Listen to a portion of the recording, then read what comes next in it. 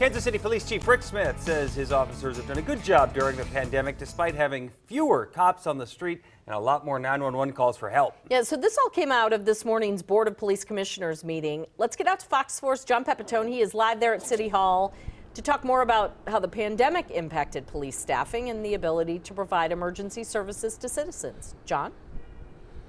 Yeah, that's right, Kim. You know, the pandemic and other events over the last year or so have had a big impact on Kansas City Police. The chief this morning telling city council members that so far this year there have been 20,000 more 911 calls than at this same time last year. And more calls for service are coming at a time when police are down about 200 officers during 2021. So certainly these have been challenging times for police as they're dealing with more calls for help, but fewer officers on the street. And yes, the pandemic plays a role in that.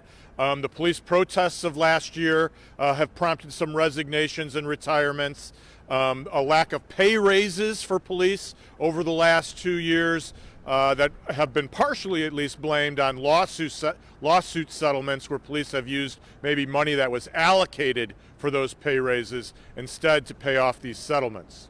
Yeah, so that's definitely been an issue. And John, so as you've been saying, the COVID-19 has affected staffing levels sort of in more ways than one, right? Yeah, I mean, it was interesting. He talked about the impact of COVID-19 on the police force. More than 1,200 officers have been quarantined during the pandemic. And if you think about the current staffing level of 1,200 sworn officers, that's literally everybody who's had to have been quarantined at one time or another. More than 1,800 have been tested, with 300 positive tests for COVID-19. And unfortunately, the department has had one death due to the disease.